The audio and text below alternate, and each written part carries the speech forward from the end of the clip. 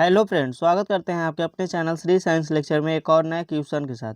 देखिए क्वेश्चन है, व्याख्या कीजिए कि 7 गुने 11 गुने 13 प्लस 13 और 7 गुने 6 गुने 5 गुने 4 गुने 3 गुने 2 गुने 1 प्लस 5 भाज्य संख्या है क्यों। क्या बताना है कि इस तरह क्वेश्चन है, बताना है कि भाज्य संख्या है क्यों भाज्य संख्या है। चलिए इसको सोल्व करते हैं। इसको बताना है कि क्यों ये भाज्य संख्या है। पहले देखिए इसको सॉल्व करते हैं। इसको ए मान लेते हैं और इसको मान लेते हैं बी। ए माना, ए बराबर, इसको ए मान लिए 7 गुने 11 गुने 13 प्लस 13। क्या है? 7 गुने 11 गुने 13 प्लस 13। इधर ए को सोल्व करते हैं, इधर बी को सोल्व करेंगे। तो देखिए 7 गुने 11 गुने 13 प्लस 13 है, तो इसमें देखिए क्या कॉमन हो जाएगा। तो इसमें देखिए 13 को कॉमन ले लेंगे। 13 को जब कॉमन लेंगे तो यहाँ पे हो जाएगा 7 गुने 11 और 13 से 13 कैंसिल हो जाएगा तो 1 बच जाएगा। तो 1 लिखे या नहीं लिखे, प्लस में 1 हो जाएगा, क्योंकि 13 से 13 में भाग दिए, प्लस में है तो प्लस के 1 हो जाएगा। अब देखिए यहाँ पे हो जाएगा 11 सत्ते 77 हो जाएगा, प्लस 1 हो जाएगा। क्या हो जाएगा? प्लस 1। यहाँ पे हो जाएगा 13, कोष्ट है इंटू में है गुना में, तो गुना यहाँ लिख देंगे, 77 और 1 78 हो जाएगा। क्या हो जाएगा? 78 हो जाएगा। तो चलिए यहाँ पे इसको लिखेंगे, अतः यह एक भाज्य संख्या है क्योंकि इसके देखिए जो अभाज्य संख्या रहता है उसका एचसीएफ यानी कि 1 आता है। एचसीएफ कितना आता है? 1 आता है। वो केवल अपने आप से और 1 से विभाजित होता है। और भाज्य संख्या जो होता है वो अपने आप के अलावा 1 से भी और भी किसी संख्या से विभाजित होता है, उसे भाज्य संख्या कहते हैं। चलिए यहाँ पे लिखते हैं, अतः यह एक भाज्य संख्या, अतः यह एक भाज्य संख्या है क्योंकि इसके अभाज्य गुणनखंड में एक को छोड़कर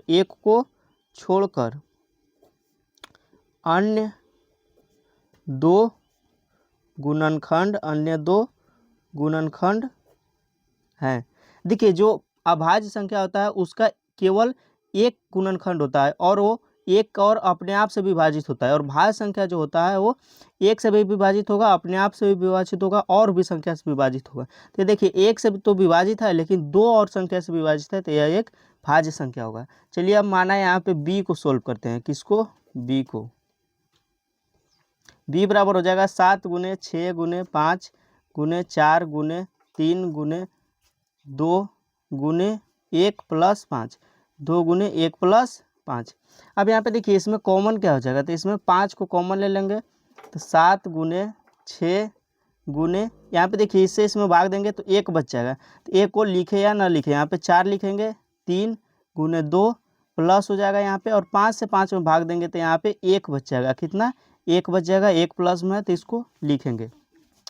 अब यहाँ पे देखिए 5 यहाँ पे लिख देंगे और इसको गुना कर देंगे। तो इसको जब हम गुना करेंगे तो यहाँ पे हमारा आ जाएगा वो 1008 आ जाएगा, प्लस 1 हो जाएगा। 5 गुने हो जाएगा यहाँ पे 1009। कितना हो जाएगा? 1009 हो जाएगा। अब यहाँ पे देखिए ये जो है ये 5 गुने 1009 हो गया।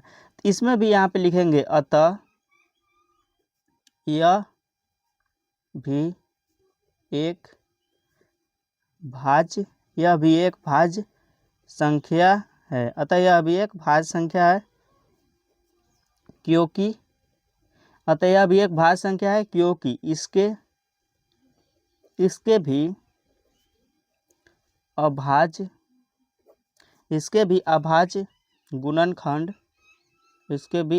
गुणनखंड एक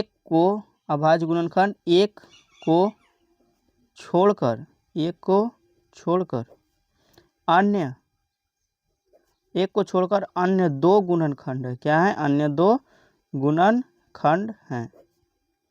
अभाज्य में केवल एक गुणनखंड होता है और भाज्य में एक को छोड़कर अन्य 2 गुणनखंड है, तो यह एक भाज्य संख्या होगा। चलिए इसे आप नोट कर लीजिए, बहुत ही इंपॉर्टेंट क्वेश्चन है। धन्यवाद।